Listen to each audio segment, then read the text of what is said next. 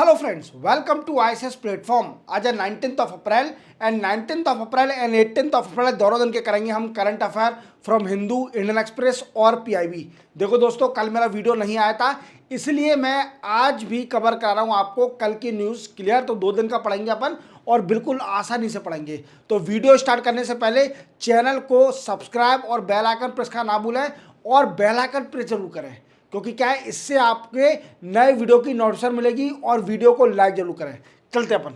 देखो, India target 3 lakh crore defence production. देखो, अभी इंडिया ने टारगेट सेट कर लिया है, जो कि राजनाथ सिंह है डिफेंस मिनिस्टर। उन्होंने कितना टारगेट सेट करके रखा है कि कितने साल तक इंडिया कितना प्रोडक्शन करेगी डिफेंस का, इवन कितना एक्सपोर्ट करेगी। और अभी एट प्रेजेंट देखा जाए तो कितना डिफेंस प्रोडक्शन है और कितना एक्सपोर्ट है, वो मैं आपको क्लियर करूंगा। There after big cat alliance, India का brain child big cat alliance, international big cat alliance क्या है और अभी इंडिया क्या चाह रही है इसमें, वो मैं आपको डिटेल में समझाऊंगा। There after Modi and Musk talk. देखो, मोदी और एलोन मस्क के बीच में टॉक हुई, किस टॉपिक पर, वो मैं आपको डिटेल में समझाऊंगा। There after foreign student visa revoke in USA. जैसे आप जानते हो कि यूएसए अभी प्रोटेक्शनिस्ट पॉलिसी फॉलो कर रही है और कई सारे फॉरेन स्टूडेंट और इमिग्रेंट को यूएसए से भगा रही है, इवन रिवोक कर रही है उनके वीज़ा। अब कौन सा वीज़ा है ऐसा जो कि रिवोक करा जा रहा है, इवन इंडियन स्टूडेंट कितने हैं इसके अंदर जिनका फॉरेन स्टूडेंट का वीज़ा रिवोक कर दिया, इवन कौन सा ऑपरेशन है, वो मैं आपको क्लियर करूंगा। Then after PM Modi will visit in Saudi Arabia. देखो, मोदी साहब अभी सऊदी अरेबिया जाने वाले हैं, क्या डिस्कस करेंगे वो मैं आपको डिटेल में समझाऊंगा। Then after ISRO NASA NISAR satellite. देखो, इसरो और नासा एक अभी जून में निसार सैटेलाइट बहुत टाइम से डिले होते आ रही थी और निसार सैटेलाइट के बारे में मैंने आपको कई बार बताया है, आज भी आपको समझाऊंगा डिटेल में कि क्या है निसार सैटेलाइट। इवन ये सैटेलाइट कब लॉन्च करी जाएगी, इंडिया लॉन्च करने वाली है इसको, कब लॉन्च करेगी वो मैं आपको डिटेल में समझाऊंगा।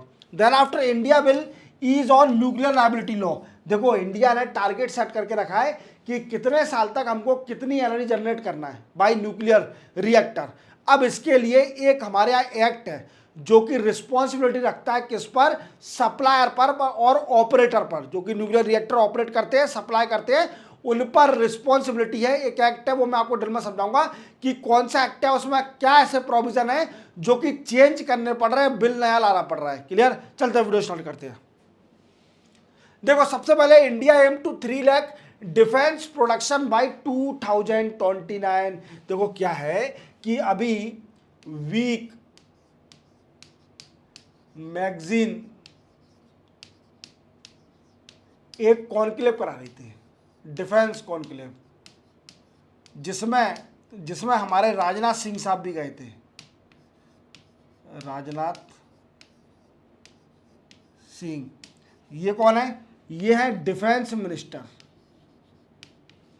यूनियन डिफेंस मिनिस्टर है। क्लियर? और इनसे एक बात पूछा गया कि बताइए सर कि अभी कितना वीकेंड से प्रोडक्शन कर रही है इंडिया और क्या टारगेट है इंडिया का डिफेंस प्रोडक्शन में। तो देखो, इंडिया हमेशा बोलती है कि we are focusing on the indigenous production of defence products. Clear? Indigenous production of defence product. और इंडिया ने बोला कि हमारा टारगेट है 3 लाख करोड़ बाई 2029। कितना? 3 लाख करोड़ बाई 2029 तक इतना हम डिफेंस का प्रोडक्शन करेंगे। बट क्वेश्चन बनता है कि अभी एट प्रेजेंट कितना प्रोडक्शन कर रही है। तो अभी अगर प्रेजेंट की बात करी जाए तो इंडिया 1.6 लाख करोड़ इतना डिफेंस प्रोडक्शन कर रही है। कितना? 1.6 लाख करोड़ इतना डिफेंस प्रोडक्शन कर रही है। और इंडिया का टारगेट है कि by 2029 we achieve the target of 3 lakh crore. याद रखोगे। अब इसके बाद एक्सपोर्ट कितना कर रही है अभी एट प्रेजेंट और 2029 तक कितना एक्सपोर्ट करेगी, तो देखो ये भी जान लेते हैं अपन। अगर देखते हैं, एक्सपोर्ट अभी कर रही है 30,000 करोड़। अगर एट प्रेजेंट की बात करी जाए तो अभी इंडिया डिफेंस का एक्सपोर्ट करती है 30,000 करोड़। इवन अभी 2029 तक इनका बोलना है कि 50,000 करोड़ डिफेंस का एक्सपोर्ट हो जाएगा। क्या हो जाएगा? डिफेंस का एक्सपोर्ट हो जाएगा। क्लियर? तो our country is also becoming are going to becoming a exporting country of the defence product. याद रखोगे, exporting country of the defence product. तो हमारी कंट्री देखो यार कितना प्रोग्रेस कर रही है, और जो हमारी कंट्री को छोटा समझ रहा है वो ना समझे। बस हमारी कंट्री में एक ही प्रॉब्लम है, अगर वो प्रॉब्लम रिमूव हो गई तो हमारी कंट्री को कोई लगेगा नहीं। कौन सी प्रॉब्लम है? वो प्रॉब्लम है गरीबी। कई सारे लोग गरीब हैं हमारी कंट्री में। अगर गवर्नमेंट गरीबी खत्म कर दे तो इस देश को कोई लगने वाला नहीं है। बस हमारे देश में जो गरीबी है, जो गरीब लोग हैं, इनकी सेवा कर दे सरकार, फिर हमारे देश को कोई लगेगा नहीं। क्लियर? तो इक्वालिटी होना चाहिए हमारे देश में। जो इनइक्वालिटी होते जा रही है, अमीर अमीर होते जा रहा है, गरीब गरीब होते जा रहा है, तो उस चीज को खत्म कर दे, ये देश बहुत आगे निकल जाएगा। चलते अपन आगे। बिग कैट अलायंस, देखो क्या है कि हमारी कंट्री ने प्रोजेक्ट टाइगर एक प्रोग्राम स्टार्ट किया था। प्रोजेक्ट टाइगर, ये शायद 1972-73 में स्टार्ट किया था ना। हाँ 1973 में, शायद 73 है, 1973 या 75 में देख लेना एक बार। 1973 में एक प्रोजेक्ट टाइगर प्रोग्राम स्टार्ट किया था, जिसका मेन एम है कि टाइगर को वी कैन से टाइगर को कंजर्व करना, और उनकी वी कैन से टाइगर को कंजर्व करना, और इसी के साथ टाइगर को कंजर्व करने के साथ टाइगर की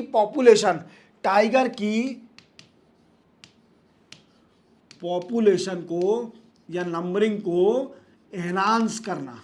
क्या करना? टाइगर की पॉपुलेशन या उसकी नंबरिंग को एनहांस करना। ये दो मोटिव थे। अब ये 2023 में 50 ईयर हो गए। किसको? प्रोजेक्ट टाइगर को 50 ईयर हो गए। तो 1973 में स्टार्ट हुआ और 2023 में होगा इसको 50 ईयर, और 50 ईयर होंगे तो क्या है, सिल्वर जुबली बोलते हैं अपन शायद 50 ईयर को। तो क्या है कि मोदी साहब ने सोचा कि अब मैं पूरे वर्ल्ड के टाइगर को बचाऊंगा। अब एक इंडिया के टाइगर को नहीं, अब मेरा काम है, इंडिया लीडर है और लीडर का काम होता है लीड करना। अब इंडिया ने बोला कि अब हमने हमारे टाइगर की पॉपुलेशन बढ़ा दी, अब हम दूसरे देशों की टाइगर पॉपुलेशन बढ़ाएंगे। अब इंडिया ने क्या करा कि इंटरनेशनल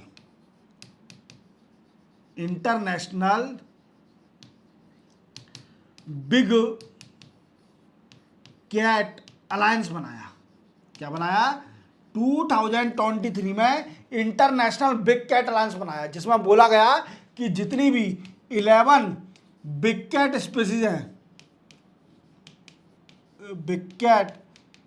हैं, इनको प्रोटेक्ट किया जाएगा बाई इंटरनेशनली। कैसे? By different country signing the agreement to protect और कंजर्व द टाइगर और द बिग कैट। अब बिग कैट की तरह की होती है, तो देखो सबसे पहला ये कौन है? ये तो मेरे को चीता या वो लेपर्ड लग रहा है, लेपर्ड। क्लियर? ये क्या है? पूमा, जैगुआर है, सॉरी ये जैगुआर है, ये पूमा, ये leopard, lion, tiger, cheetah, snow leopard, ये सारे चीज को बचाना है। जितने भी बिग कैट है, 1 2 3 4 5 6 7, सॉरी 11 नहीं है, 7 बिग कैट। क्लियर? 7 स्पीसीज को आप सोच रहे होंगे कि सर आपने 4 और स्पीसीज कहाँ से लाया आप, तो ठीक है हो जाता है। क्लियर? 4 स्पीसीज नहीं है, 7 स्पीसीज को प्रोटेक्ट करना है। ठीक है? शायद इसमें और भी ऐड हो सकती है क्या? Jaguar, puma, leopard, lion, tiger, cheetah, snow leopard, cheetah नहीं सारे हैं, जैगुआर, पूमा, चीता हो गया, चीता हो गया। ठीक है, वो पूरे 7 को इनको प्रोटेक्ट करना है, ये काम है। ठीक है? अब प्रोटेक्ट करने के लिए मोदी साहब ने इंटरनेशनल बिग कैट अलायंस बनाया। अब इंटरनेशनल बिग कैट अलायंस में अभी राइट नाउ एग्रीमेंट साइन हुआ है, जिसमें बोला गया है कि इसका हेड क्वार्टर और सेक्रेटेरिएट बनाया जाएगा। इसका हेडक्वार्टर और सेक्रेटेरिएट बनाया जाएगा। समझे मेरी बात को? और ये इंडिया में बनाया जाएगा क्योंकि it is a brain child of India, that's why India में बनाया जाएगा। और इंडिया ने इसके लिए फंड भी अलोकेट कर दिया था, 15 करोड़, आई थिंक इतना फंड अलोकेट करा था, 15 करोड़। 15 करोड़ में जो भी इंफ्रास्ट्रक्चर जरूरत पड़ती है, इंफ्रास्ट्रक्चर बनाने के, सेक्रेटेरिएट, ये सारी चीज़ें, तो ये हो जाएगा। समझे मेरी बात को? तो आपको याद रखना है इंटरनेशनल बिग कैट अलायंस ये 7 बिग कैट जो भी हैं उनकी स्पेस को बचाएगा। क्लियर? ये इंटरनेशनल लेवल का एग्रीमेंट है जिसका हेडक्वार्टर और सेक्रेटेरिएट इंडिया में बनाएगा। तो याद रखना है आपको ये 7 स्पेसिस। क्लियर? चलते बढ़ाएंगे। Modi and Musk talks. देखो क्या है, एलोन मस्क आप जानते हो कि अभी वर्ल्ड के सबसे अमीर आदमी है एलोन मस्क, और ये 3 चीजों पर फोकस करते हैं। कौन सा? एक तो इनकी कंपनी है स्पेस एक्स, नाम तो सुना ही होगा, स्पेस एक्स। दूसरी है एक्स, एक्स मतलब पहले ट्विटर था, इन्होंने खरीद लिया। देन आफ्टर इनका है टेस्ला, टेस्ला जो ईवी कार बनाती है। क्या बनाती है? ईवी कार बनाती है। आपने नहीं सुना होगा क्योंकि इंडिया में अभी टेस्ला नहीं है। टेस्ला की गाड़ी मतलब दिखती नहीं है, होगी एक आध तो होगी, कोई लिया होगा फॉरेन से एरोप्लेन में ढाल के, तो वो अलग बात है। क्लियर? तो टेस्ला ये 3 कंपनी चलाते हैं। 3 कंपनी चलाने के साथ क्या हुआ कि अभी मोदी साहब ने इनसे फोन पे बात करी एलोन मस्क से, और क्यों बात करी वो अलग चीज है ना, मैं आपको बताऊंगा। देखो इन्होंने 4 पॉइंट पर फोकस करा, 4 पॉइंट पर, 4 पॉइंट पर डिस्कस किया। पहला है स्पेस, दूसरा है mobility, then after technology, then after we can say innovation. देखो जैसे आप जानते हो कि अभी एलोन मस्क का बड़ा ही रोल है यूएसए गवर्नमेंट में, क्योंकि एलोन मस्क अभी डिपार्टमेंट ऑफ एफिशिएंसी ये डिपार्टमेंट को हेड करे हैं, और ये डोनाल्ड ट्रम्प साहब के बड़े ही खास हैं, डोनाल्ड ट्रम्प साहब के बड़े ही खास है। और इसी डिपार्टमेंट ने रिकमेंडेशन दिया था कि जो सर्विस है, गवर्नमेंट सर्विस है, उनको रिड्यूस कर देना चाहिए यूएसए के अंदर। तो इसका कई सारा प्रोटेस्ट भी हुआ था, एलोन मस्क को कई सारी गाली भी पड़ी थी क्लियर यूएसए में कि आप कैसे चलो ठीक है जो भी है। ये मोदी साहब स्पेस, मोबिलिटी, टेक्नोलॉजी और इनोवेशन पर डिस्कस किया। इवन अब टेस्ला की बारी आ गई है इंडिया में आने की। देखो जब मोदी साहब ने इनसे पूछा कि आप टेस्ला कंपनी को इंडिया में क्यों नहीं ला रहे, इवन चाइना में तुम लेके पहुंच गए, ठीक है, तो एलोन मस्क ने बोला कि देखो Tesla is a electric vehicle, Tesla is a EV, और आप ईवी पर जितनी भी गाड़ी है उसमें 100% टैरिफ लगाते हो। क्या लगाते हो? 100% टैरिफ लगाते हो, इसलिए मैं टेस्ला कंपनी नहीं लाता। क्लियर? अब क्या है, न्यू ईवी पॉलिसी आ गई है इंडिया में, न्यू इलेक्ट्रिक व्हीकल पॉलिसी आ गई है, और न्यू इलेक्ट्रिक व्हीकल पॉलिसी में टैरिफ को रिड्यूस कर दिया, टैक्स को रिड्यूस कर दिया। समझे मेरी बात को? ये डिस्कस हुआ। इवन एलोन मस्क ने बोला कि $2 बिलियन इतना हम इन्वेस्टमेंट करेंगे इंडिया में। क्लियर? याद रखोगे, यही बात हुई और ज्यादा कुछ नहीं है। चलते पढ़ेंगे। Foreign student visa revoke in USA. देखो क्या है कि जैसे आप जानते हो अभी यूएसए में प्रोटेक्शनिस्ट पॉलिसी फॉलो कर रहे हैं, प्रोटेक्शनिस्ट पॉलिसी फॉलो करी जा रही है। प्रोटेक्शन पॉलिसी क्या होती है कि अपने मार्केट को क्लोज कर देना, that is called a protectionist policy. Clear? अब इसके साथ क्या हुआ मेरे दोस्तों, प्रोटेक्शनिस्ट पॉलिसी में ये इमिग्रेशन को भी टाइट कर रहे हैं, इमिग्रेशन को भी टाइट कर रहे हैं। इमिग्रेशन टाइट से क्या होगा कि कई सारे बच्चे जो पढ़ रहे हैं, फॉरेनर पढ़ रहे हैं, उनका वीजा रिवॉक कर रहे हैं। ये यूएसए क्या कर रही है, कई सारे फॉरेन स्टूडेंट का वीजा रिवॉक कर रही है। Foreign students visa revoke. Clear, foreign student visa revoke कर रही है यूएसए गवर्नमेंट। अब क्या है पूरा मामला, देखो क्या है कि यूएसए में अभी डोनाल्ड ट्रंप साहब ने 327 स्टूडेंट के वीजा रिवॉक कर दिए, वीजा रिवॉक कर दिए। और स्टूडेंट को कौन सा वीजा मिलता है, F1 वीजा।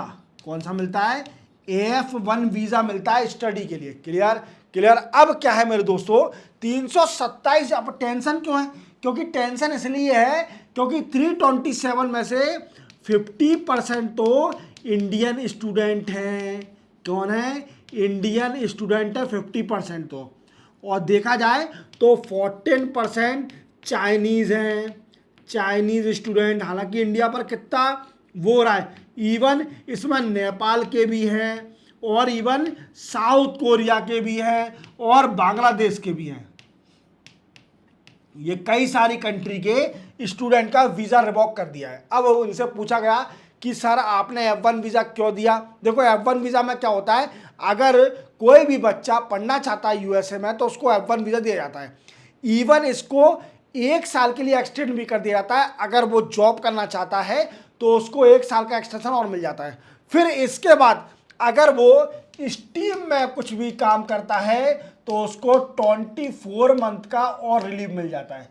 अब क्वेश्चन बनेगा कि sir what is steam, steam में क्या है हमें बताइए, क्योंकि क्या हम भी यूएसए जाएंगे तो हम भी स्टीम पे काम करेंगे। देखो स्टीम क्या होता है मैं बताता हूँ। स्टीम क्या है, S for science, T for technology, E for engineering,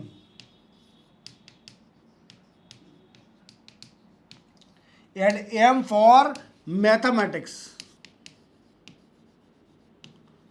clear. इन 4 फील्ड पर अगर कोई भी बच्चा काम करता है तो उसको 24 मंथ का भी रिलीफ मिल जाता है और अगेन एक्सटेंड आफ्टर 1 ईयर का एक्सटेंशन भी, मतलब जो 12 मंथ का एक्सटेंशन मिला उससे आगे भी 24 मंथ का और एक्सटेंशन मिल जाएगा। अब हो क्या रहा है भाई रिवॉक, देखो इसके कई सारे दिए यूएस ने रीज़न। एक तो दिया कि driving without licence, driving without licence. Then after दूसरा रीजन दिया कि स्पीडिंग कार,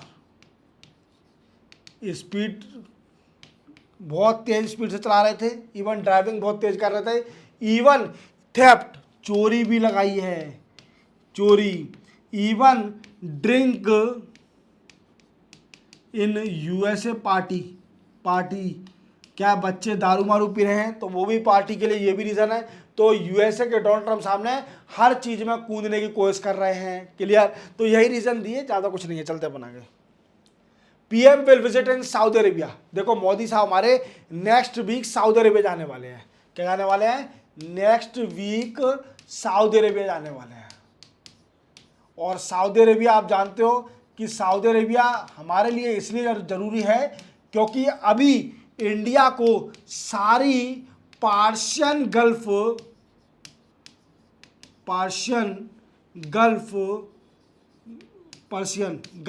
कितनी भी कंट्री है उनको बिल्कुल मिला के अच्छे से मनाना है, क्योंकि इंडिया का एक काम फंसा हुआ है जो कि इकोनॉमिक कॉरिडोर है। क्लियर, और वो कौन सी है, India middle east Europe economic corridor. क्या है, India middle east Europe economic corridor. ये इकोनॉमिक कॉरिडोर है क्योंकि ये पहले इंडिया से जाएगी, फिर मिडिल ईस्ट से, पर्शियन गल्फ से, देन आफ्टर यूरोप में जाएगी। तो क्या है, मिडिल ईस्ट एक चाहिए उसको, क्योंकि मिडिल ईस्ट से बनानी पड़ेगी इंडिया को। तो क्या है, सऊदी अरेबिया जा रहे हैं। सऊदी अरेबिया में इन्वेस्टमेंट पर डिस्कस करेंगे, इन्वेस्टमेंट IMEEC, इवन ऑयल पर डिस्कस होगा। ये कई सारे डिस्कस होंगे, इवन टेक्नोलॉजी पर, टेक्नोलॉजी पर। ये सारे डिस्कशन होंगे बिटवीन मोदी साहब एंड सऊदी अरेबिया के जो किंग है। क्लियर। अब सुनो मेरी बात, अब मैं इसको डिटेल में इसलिए नहीं बता रहा हूं क्योंकि जब जाएंगे तब डिटेल में बताऊंगा। अभी तो मैंने सिर्फ ओनली आपको एजेंडा बता दिया है कि क्या क्या डिस्कस हो सकता है। क्लियर, चलते बना के। इसरो नासा निसार सैटेलाइट, देखो क्या है कि निसार सैटेलाइट, आप कई सालों सुन रहे होंगे कि इंडिया और यूएसए दोनों मिलकर एक निसार सैटेलाइट बना रहे हैं। निसार समझ लेते हैं क्या है निसार। देखो, N for NASA, I for ISRO, S for synthetic, A for aperture और R for we can say radar. Clear. NASA, ISRO, synthetic, aperture, radar. Clear, ये इसका फुल फॉर्म है। क्लियर। तो क्या है कि ये जून में पब्लिश होनी है, मतलब लॉन्च होनी है। सॉरी, पब्लिश नहीं, पब्लिश तो मेरा वीडियो होता है, लॉन्च होनी है। क्लियर। अब ये डिले क्यों हो रही थी? क्योंकि कुछ डिफिकल्टी आ रही थी। इसमें एक एंटीना था जो इंडिया को लगा कि ये डिफिकल्टी क्रिएट कर सकता है, तो उसको फिर से अगेन यूएसए भेजा गया और ये यूएसए और इंडिया का कोलैबोरेशन है। पर ये है क्या सैटेलाइट? तो ये सैटेलाइट अर्थ ऑब्जर्वेशन है। आर देख लेना, एक बार कंफर्म कर लेना, ठीक है। Earth observation, earth observation. Clear. Earth observation satellite क्या होती है? जो कि अर्थ की स्क्रूटनी करती है, अर्थ की स्टडी करती है कि what is happening on the earth, that is called earth observation. But अभी तक की सबसे पावरफुल सैटेलाइट है ये भी याद रखना। It is one of the powerful satellite related to the earth observation. मैं आपको सच बता रहा हूं, ये वर्ल्ड की सबसे खतरनाक सैटेलाइट बोली जाएगी अब जब ये लॉन्च हो जाएगी, क्योंकि it has capacity to capture even 1 centimetre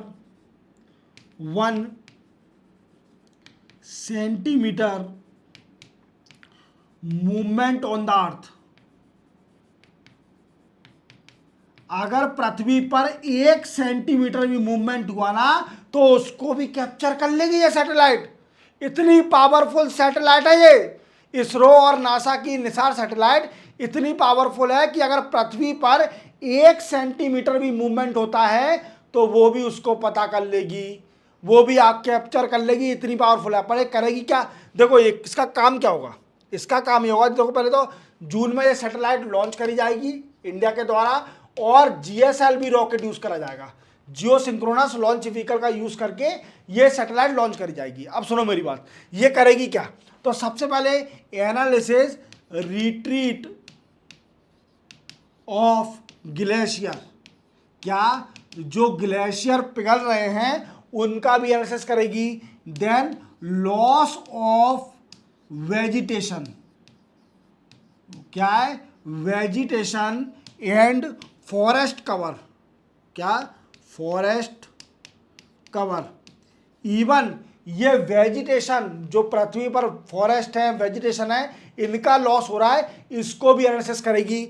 even it analysis या फिर कैप्चर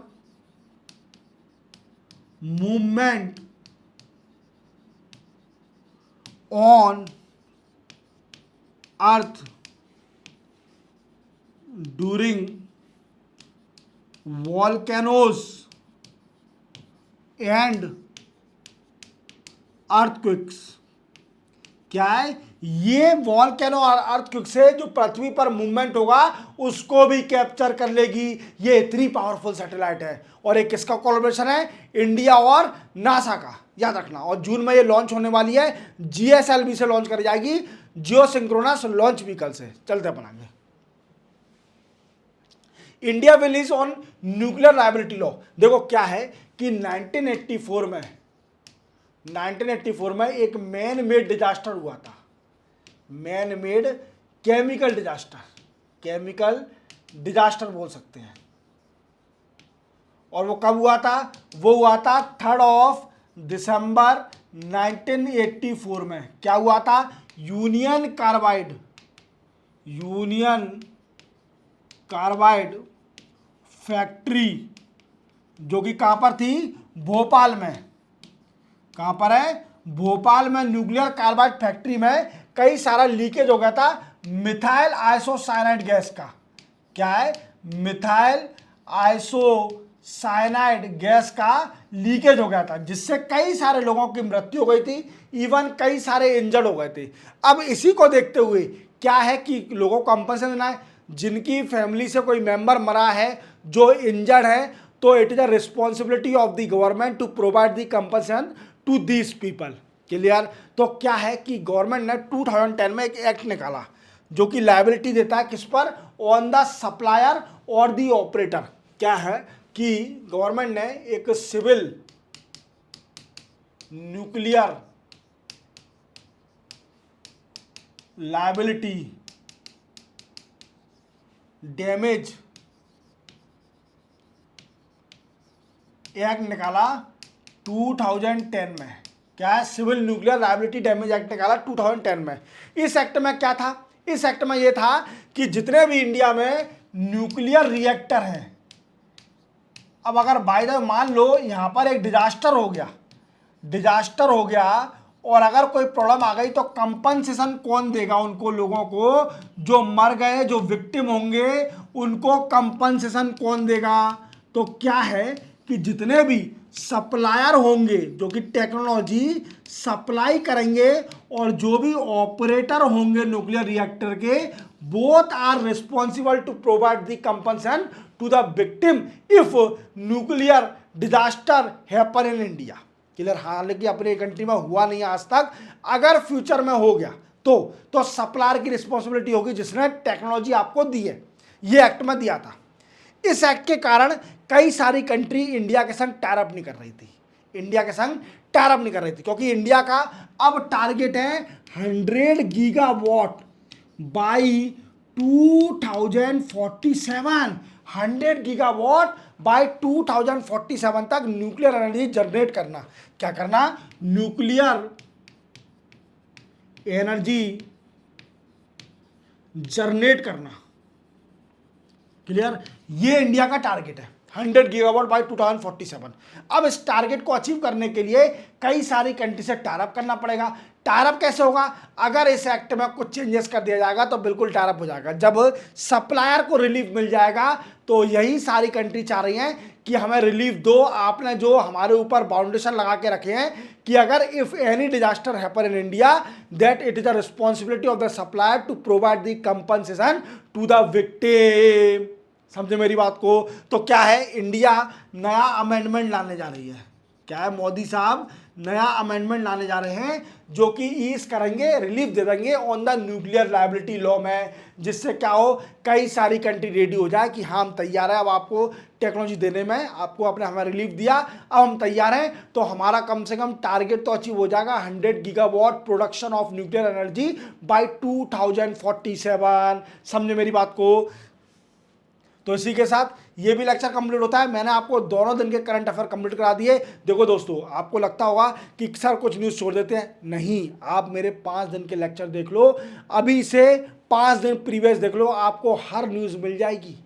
मैंने हर सिंगल न्यूज़ कवर कराता हूँ आपको। एक भी न्यूज़ अगर रिपीट होती है तो मैं क्यों पढ़ाऊंगा उसको। आप मेरे प्रीवियस लेक्चर देखो ना, वैसे ही एनर्जी में खत्म क्यों करूँगा। क्लियर। चैनल को सब्सक्राइब और बेल आइकन प्रेस जरूर करना। क्लियर। मिलते हैं हम कल, तब तक के लिए जय हिंद। संडे या कल लेट मिलूंगा।